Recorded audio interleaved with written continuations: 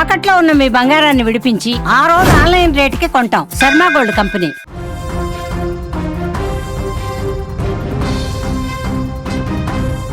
ఘోర రైలు ప్రమాదం ఇప్పుడు తీవ్ర భయాందోళనకు గురి చేస్తుంది. 2 రైళ్లు ఎదురెదురుగా వచ్చి ఢీకొన్నటువంటి ఈ ఘటనలో 21 మంది మృతి చెందారు. ఆ విజువల్స్ చూస్తేనే చాలా భయంకరంగా ఉన్నాయి. స్పెయిన్లో జరిగినటువంటి ఈ యొక్క ప్రమాదం ఇప్పుడు వైరల్గా మారింది. హై స్పీడ్ రైలు పట్టాలు తప్పి మరో రైలును ఢీకొట్టింది. ఈ ప్రమాదంలో 21 మంది మృతి చెందారు. ప్రస్తుతానికి అందుతున్న సమాచారం మేరకు ఇంకా 30 మంది ప్రయాణికులకు తీవ్ర గాయాలయ్యాయి. మృతుల సంఖ్య పెరిగేటువంటి అవకాశం ఉన్నట్టుగా కూడా తెలుస్తుంది. ప్రమాదం జరగగానే రైల్వే సిబ్బంది సంఘటనా స్థలానికి చేరుకొని సహాయక చర్యలు చేపట్టారు. క్షతగాతులను వెంటనే ఆసుపత్రికి తరలించారు. అక్కడి నుంచి స్పెయిన్ దక్షిణ అండలూసియా ప్రాంతంలో ఒక హై స్పీడ్ రైలు పట్టాలు తప్పి ఇంకొక హై స్పీడ్ రైలును ఢీకొట్టింది. చూడండి, నార్మల్ రైలు ఢీకొడితేనే ఎంత భారీ ప్రమాదాలు నెలకొంటాయో మనం చూసాం ఇక్కడ. అలాంటిది 2 హై స్పీడ్ రైళ్లు విపరీతమైనటువంటి స్పీడ్లో ఉంటాయి. అలాంటిది ఎదురెదురుగా వచ్చి ఢీకొన్నాయంటే ఎంత తీవ్రత జరిగిందో ఈ ప్రమాదం ద్వారా అనేది మనకు అర్థమవుతుంది. ప్రమాద తీవ్రత ఎక్కువగా ఉండడంతో దాదాపు ఘటనా స్థలిలోనే వెంటనే 21 మంది అక్కడే ప్రాణాలు కోల్పోయారు. మరో 100 మందికి పైగా గాయాల పాలైనట్టుగా తెలుస్తుంది. 36 మంది సీరియస్గా ఉన్నారు. రైలు ఆపరేటర్ ఇరువో చెప్పారు.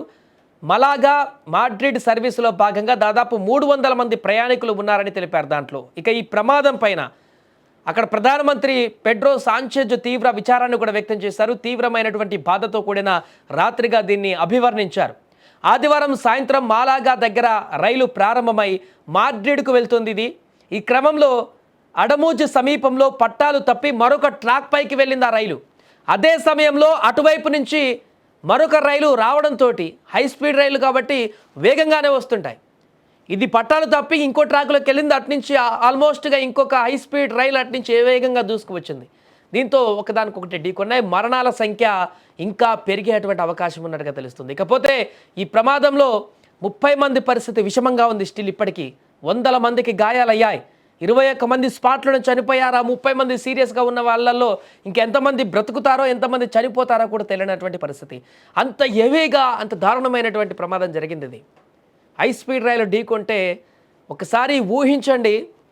నార్మల్ రైళ్ళే మనకి ఇక్కడ ట్రాక్ల మీద 100 స్పీడ్తో వెళ్ళేటువంటి రైలు ఢీకొంటేనే ఎంత భారీ ప్రమాదాలు జరిగాయి మనం చూసాం. అలాంటిది హై స్పీడ్ రైల్స్ అంటే మినిమం 150 పైన 200 కిలోమీటర్ల పైన స్పీడ్తో వెళ్తుంటాయి. అవి అంత స్పీడ్తో వెళ్తున్నటువంటి రైళ్ళు ఢీకొన్నాయంటే దానికి తాలూకు దృశ్యాలు మనం ఇక్కడ చూస్తున్నాం. పూర్తిగా అది వర్ణించలేనటువంటి విధంగా ఉంటుంది. ఆ బోగిల్లో ఉన్నటువంటి వారందరూ కూడా చెల్లా చెదురుగా కకావికలమైపోయినటువంటి పరిస్థితి ఉంటుంది. ముందు బోగి మొత్తం తుక్కు అయిపోయింది. చూడండి ఆ ట్రైన్ది ఎంత టెక్నాలజీ వాడి ఎంత పర్ఫెక్ట్గా దాన్ని డిజైన్ చేసినా కూడా ఈ స్పీడ్లో 2 ఎదురెదురుగా వచ్చి ఢీకొంటే ఆ యొక్క ప్రమాదాన్ని ఎవరు కూడా ఆపలేరు, దాన్ని తగ్గించలేరు కూడా. అందుకనే ఇప్పుడు భారీగా మరణాలు అక్కడ సంభవించాయి.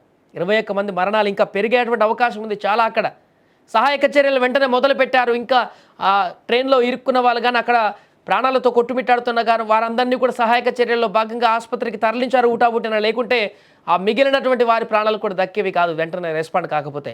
అయినప్పటికీ 30 మంది చాలా సీరియస్గానే ఉన్నారు. దాంట్లో ఎంతమంది ప్రాణాలతో బయటపడతారో చెప్పలేనటువంటి పరిస్థితి. ఏదేమైనా కూడా ప్రస్తుతం ఈ ప్రమాదానికి సంబంధించినటువంటి వార్త అయితే సంచలనంగా మారింది.